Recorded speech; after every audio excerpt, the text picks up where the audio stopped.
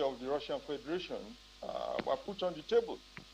Unfortunately, not much attention was paid to those claims, and then the Soviet Union felt that it needed to do something substantive.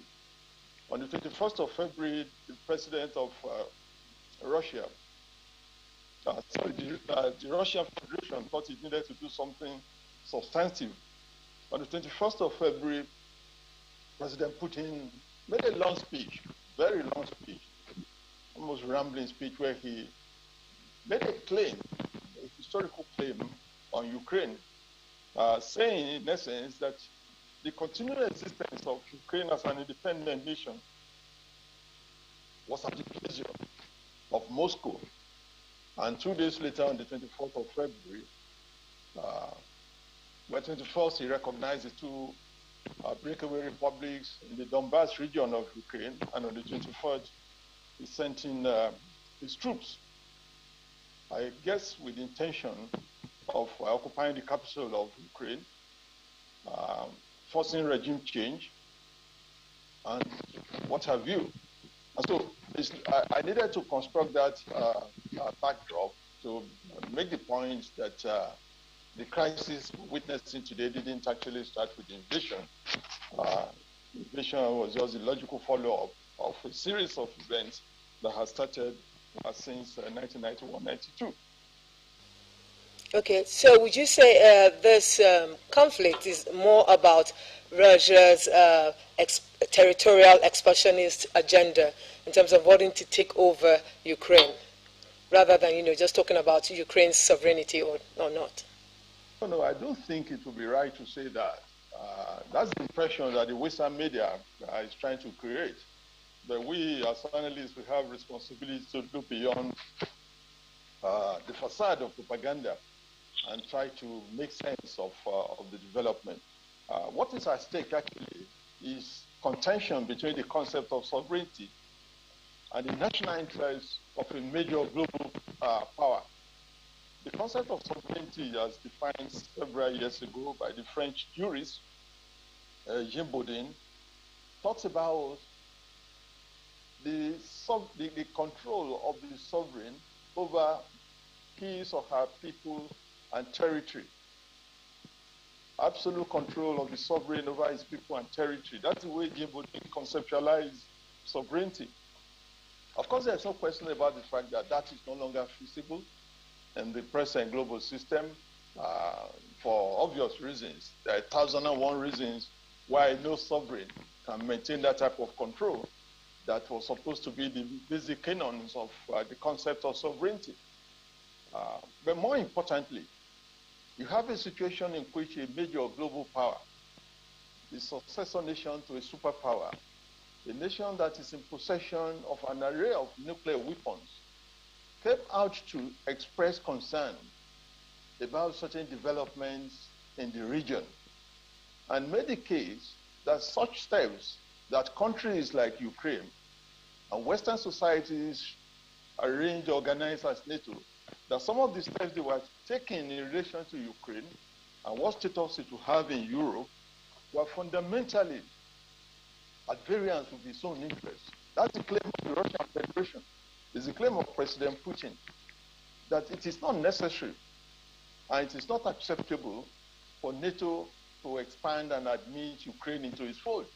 Because by implication of that, NATO countries, especially the United States, which is leading the alliance, will be able to maintain bases in Ukraine, can, as a matter of fact, put whatever range of weapons it deems necessary, and put them in Ukraine, including nukes. And the point of the Russian Federation is that that is fundamentally injurious to its own national security. And it seems to be a reasonable argument to make. And so what you have is a contention, as it were, between the concept of sovereignty, which has witnessed considerable reversal in the global system, and of course the interests of its global power that possesses nuclear weapons. I keep emphasizing the dimension of nuclear weapons to make the point that we're not just talking of a global power, We're talking of a global power that possesses an array of weapons that puts it in a position to do substantial damage to the planet as we know it. And so when such a state makes a claim, raises security concerns, the minimum that is expected in the system is for those concerns to be addressed in a comprehensive manner such that there will be mutual understanding between the parties involved in the dispute. That, unfortunately, is what you didn't have, that precipitated the invasion of Ukraine by the Republic of Russia. So you think it could have been handled better? Absolutely. I mean, absolutely. There's no question about that. And at different levels. The United States and NATO should have handled it better, because it's a fundamental element of this structure that has maintained the global order since the end of the Second World War. A recognition that there are some powers that are simply in possession of overwhelming power, capability, and their interests must be taken cognizance of if the system must move forward. Indeed, that was what formed the basis of the Security Council permanent membership. The world came to the conclusion that if peace had to be maintained after the Second World War, those nations that won the war, those major countries in Europe and the Far East that won the war, must be given the privilege of influencing the direction of events in the post-war order. That was why they gave them the veto vote.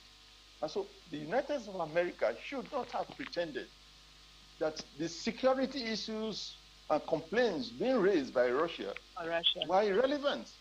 They shouldn't have given that impression, and to continue to insist that they were going to go on to expand NATO anyway and extend the frontiers of NATO into Ukraine anyway, in spite of Russia's very, very fundamental security concerns. Unfortunately, too, Ukraine didn't play it well. It didn't realize that it was simply a pawn in the chessboard of some great powers. And what it should have done, if they had been appropriately advised, would have been to renounce its desire to join NATO and use that as a basis for a guarantee from Russia that it will not be invaded. It didn't do that. It kept on with this desire to join NATO in spite of the concerns expressed by a neighbor that is not only so many times bigger than you, but also possesses the nuclear weapons. And unfortunately, too, it thought the West would intervene in his behalf, and it has found out that that is not going to happen in terms of at least sending soldiers to Ukraine to do the fighting. And so the US and NATO should have handled the situation differently. Ukraine should have handled it differently, and probably maybe Russia too. I wouldn't have thought that Russia would go beyond the occupation of the Donbas region, the two republics that it recognized, and then moved into Ukraine. Probably that shouldn't have happened, but then that is the reality that we have on our laps that we must deal with as members of this international community. Okay. To what extent would you say this upheaval, between Russia and Ukraine affects the entire global space, especially because Russia has threatened any nation of heavy consequences if they try to intervene for Ukraine? So the nature of the imbroglio, the nature of the conflict we're witnessing is such that no part of the world can be insulated from its consequences. And the reasons are these. Perhaps the primary reason is that a major party to the conflict possesses this fearful weapon of war. One of the former presidents of the United States described the nature of the nuclear bomb in this manner. He said, in the event of a nuclear war, the living, those who survive, they will envy the dead by reason of the damage that will have been done to the planet. That's the nature of the weapon system we're talking about. It's not a tea party. When a country that possesses that type of ability to disrupt things globally is involved in a shooting war, in a conflict. And so there's no corner of the world or the planet that is too far to be affected by this type of conflict. And that's why everybody is interested. It's also critical to know that this is the first time a major war is taking place in Europe since the end of the Second World War. You see, I belong to the realist school in international relations. And one of the very controversial propositions that we make is that to keep the global system in shape, in order to be balanced, you need to have some pockets of war between small nations. If Mali is fighting Burkina Faso, so be it. If Nicaragua and Venezuela are going to fight, so be it. They have to shape and keep the system in motion. But when you have a nuclear weapons possessor engaged in a shooting war with another country, it's something that must interest all of us. All right. While efforts at restoring peace is ongoing, shelling still took place in Ukraine by Russian soldiers.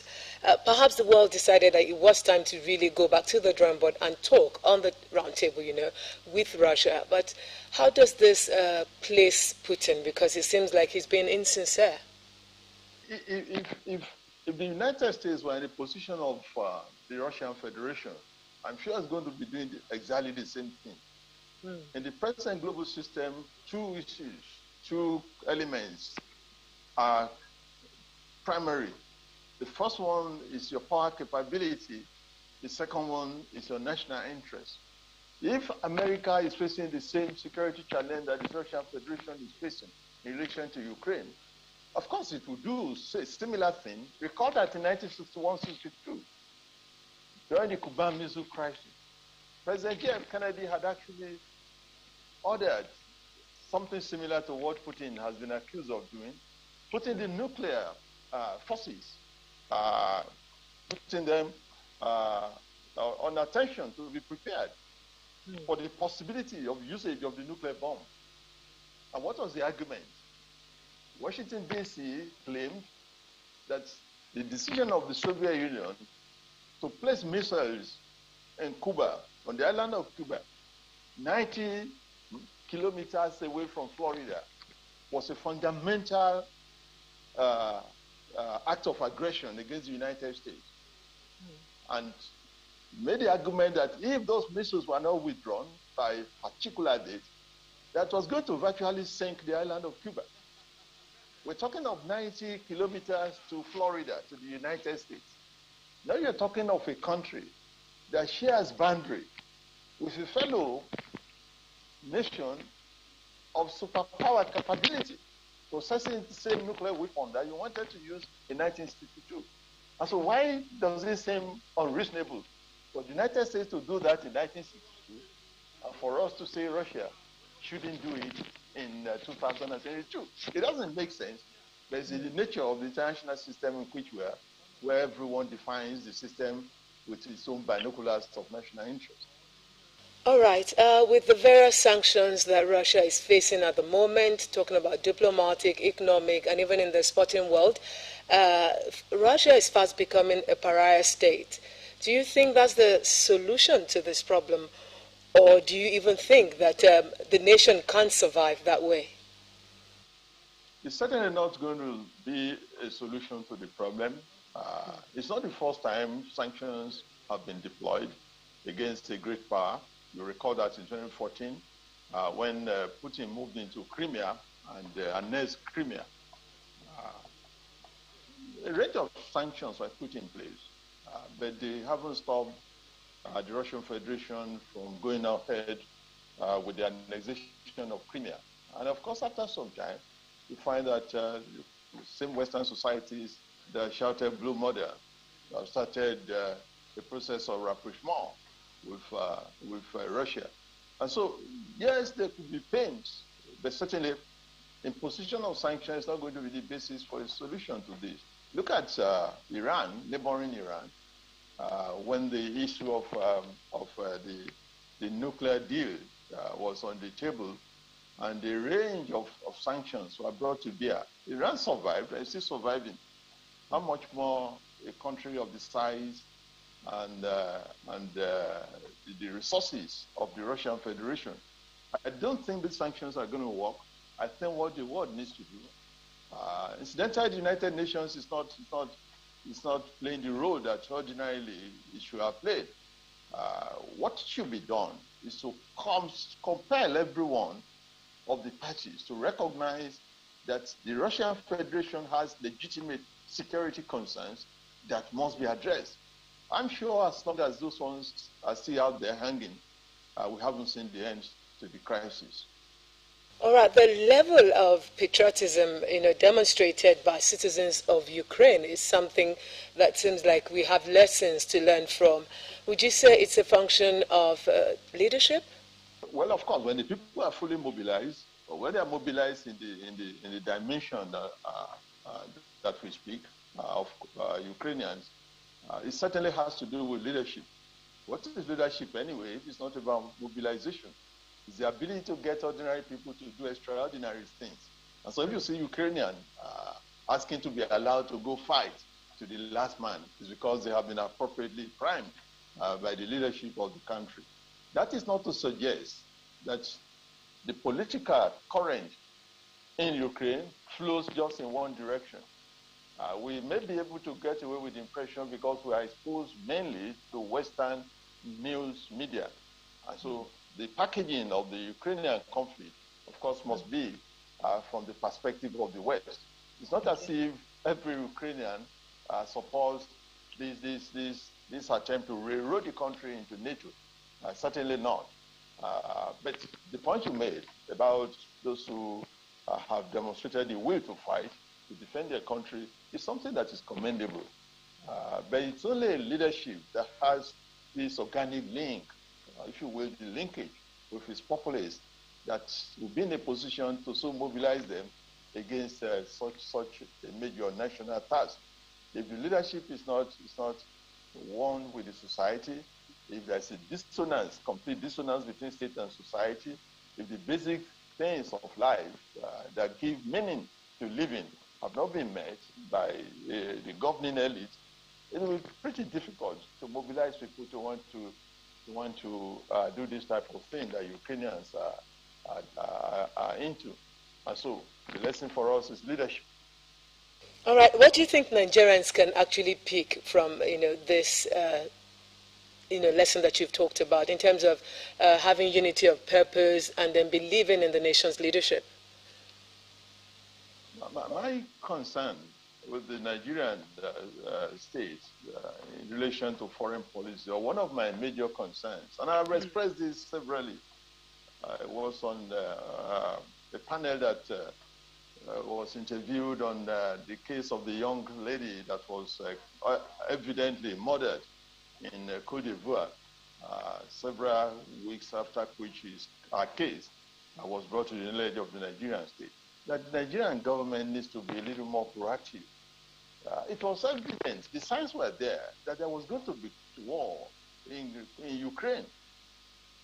A very proactive government institution, the Foreign Affairs Ministry, should have been able to anticipate that the trends were driving in a particular direction. It should have been possible to create a scenario that war will break out in Ukraine.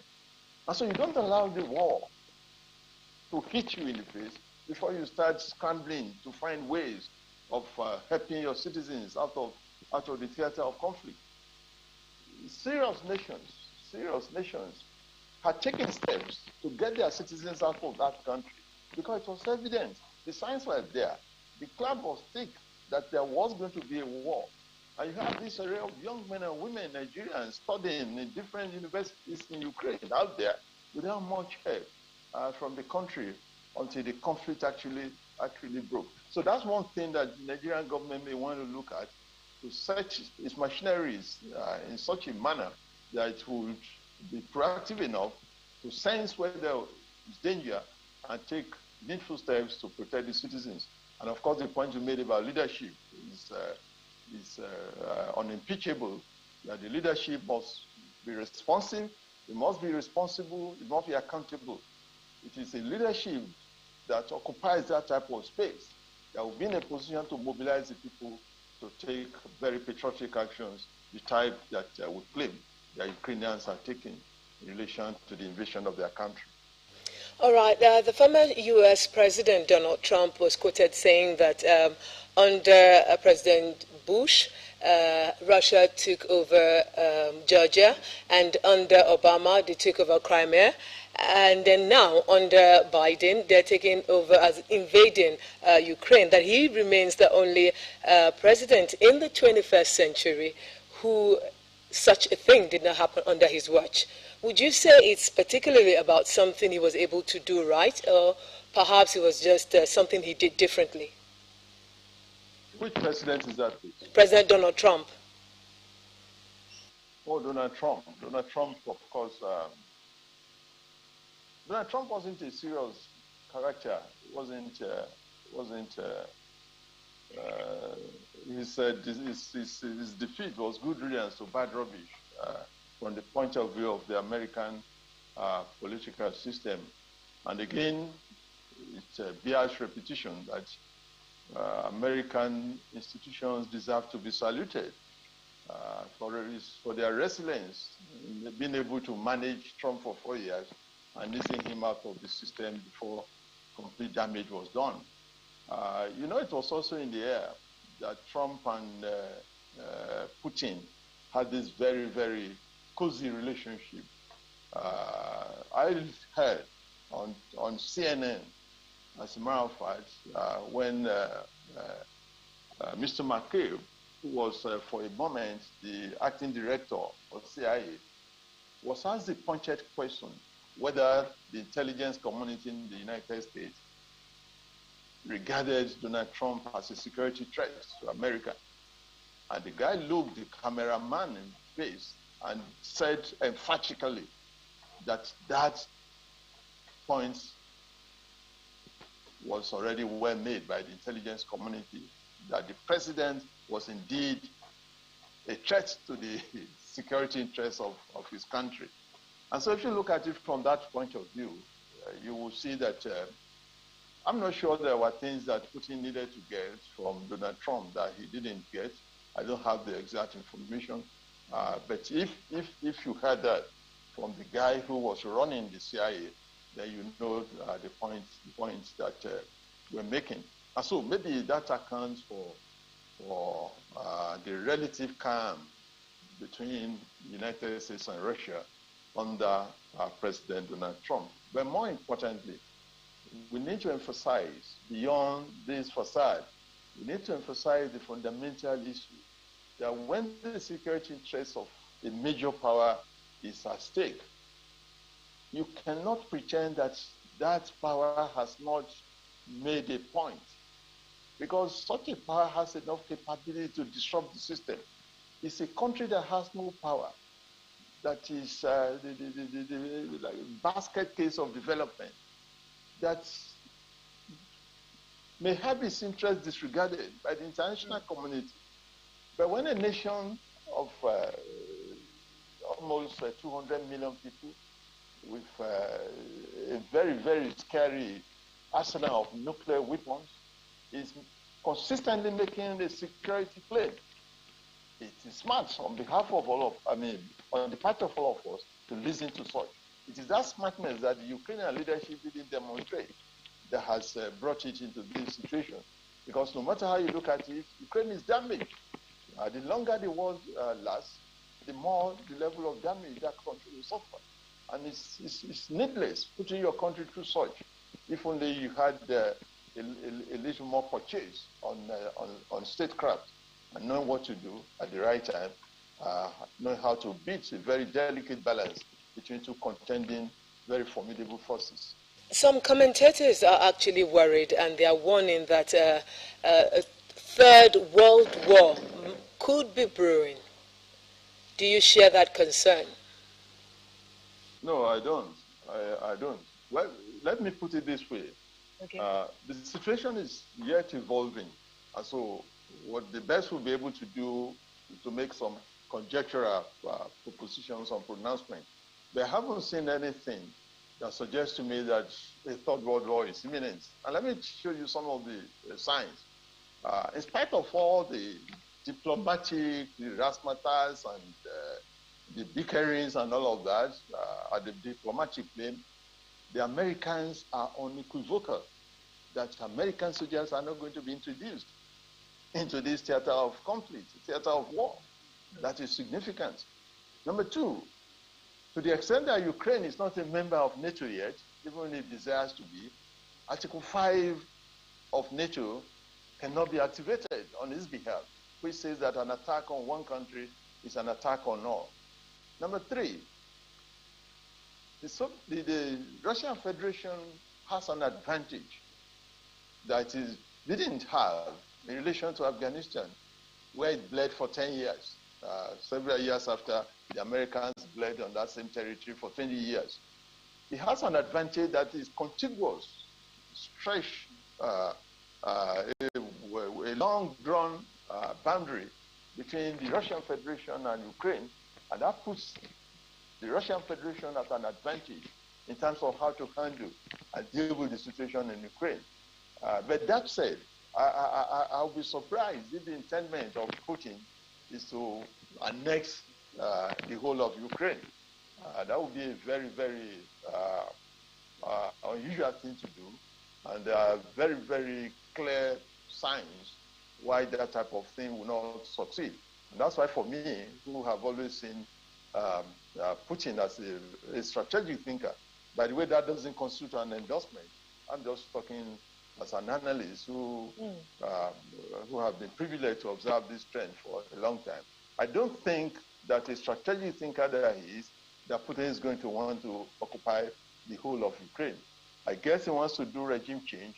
He wants also, as you said, to demilitarize Ukraine, and of course, to hold on to those two breakaway republics in the Donbas region of Ukraine. I have been speaking with the lead discussant for today's edition of The Big Issue and international relations expert, Professor Femi Mimiko, MNI. Thank you so much for joining us on The Big Issue. My pleasure. Thank you so much for having me. When we return, we'll expand the conversation. Please stay with us.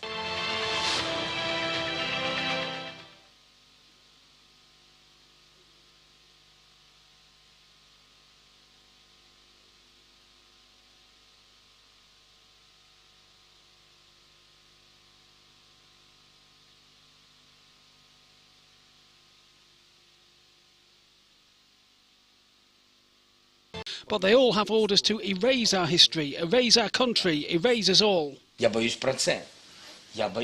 We have been saying this for a long time, that Ukraine is seeking for protections for our home soil and our own people.